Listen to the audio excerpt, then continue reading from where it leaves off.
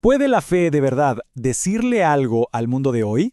Esta pregunta fue la gran obsesión de Magid Chenu, uno de los teólogos más importantes y, ojo, más polémicos del siglo XX. Su misión fue bastante audaz. Quería sacudir una teología que se había quedado atorada en el pasado para que volviera a tener sentido en una era de cambios brutales. Vamos a meternos de lleno en su historia. Miren, el mismo Chenu se daba cuenta de esta aparente contradicción.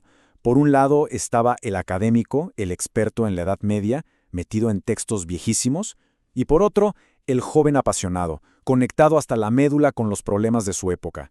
Y es justo ahí, en esa tensión entre lo antiguo y lo nuevo, donde está la clave de todo su pensamiento. Ahí es donde nos damos cuenta de que en el fondo siempre fue un solo y mismo Chenu. A ver, para entender lo que propuso, primero hay que entender quién era y en qué mundo vivía. Su teología no salió de la nada, ¿eh? Fue una respuesta directa, casi una reacción, a un ambiente teológico que para él se había quedado, pues, estancado.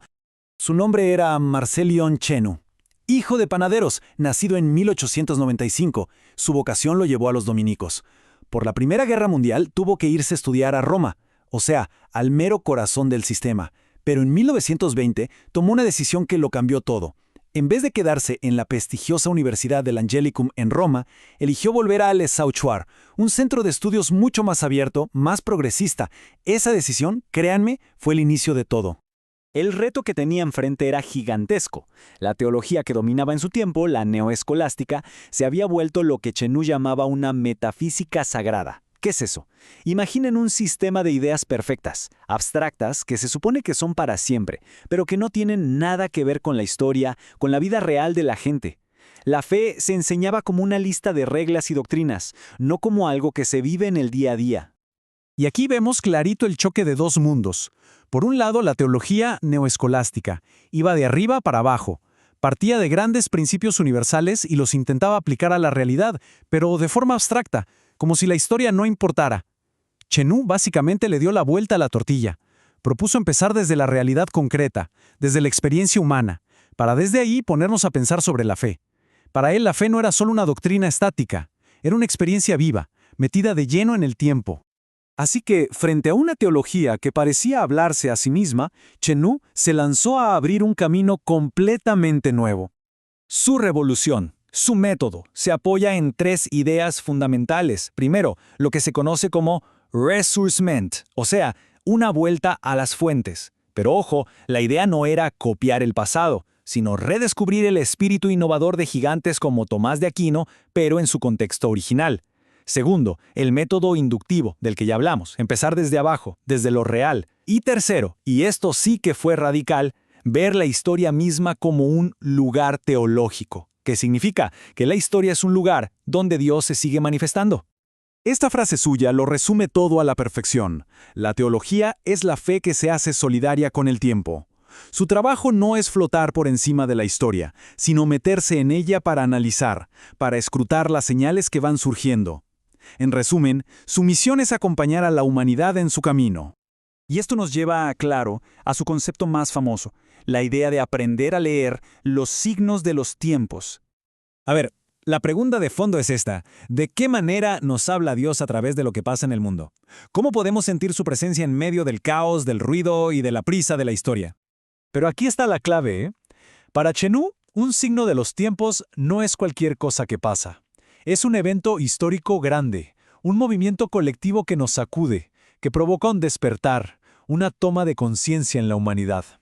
Pensemos en ellos como esos momentos de quiebre que nos obligan a pararnos y preguntarnos, ¿quiénes somos y para dónde vamos?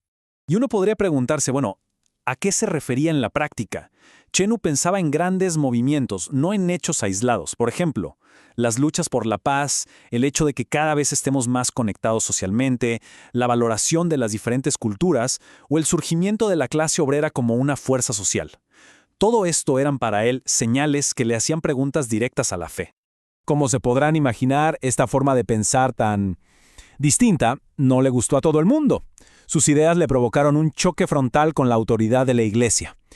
Y bueno, la innovación siempre tiene un precio.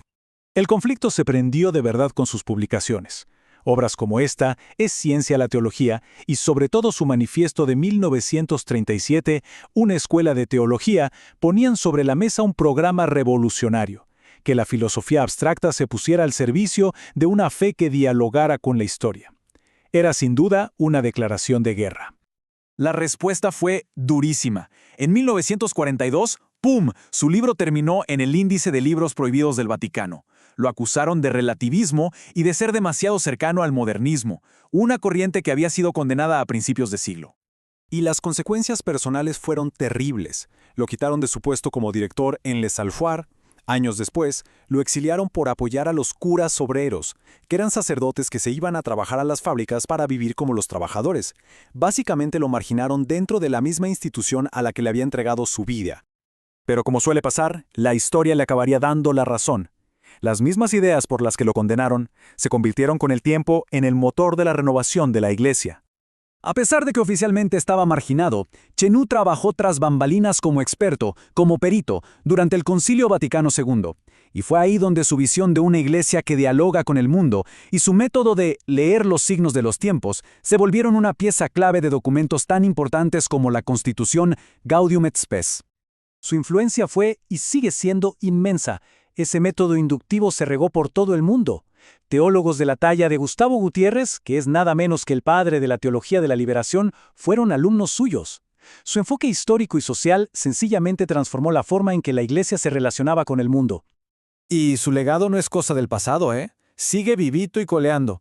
Hoy, ese llamado a leer los signos de los tiempos es una frase que se escucha constantemente en líderes como el Papa Francisco. Esto demuestra lo increíblemente actual que sigue siendo este pensador, que hace casi un siglo se atrevió a abrirle las ventanas de la teología al mundo. Y así, toda la obra de Chenu nos deja con un desafío pendiente. Si él fue capaz de identificar las señales de su tiempo, la gran pregunta que nos queda es: ¿y hoy, en este mundo nuestro tan complejo, cuáles son los signos de nuestro tiempo?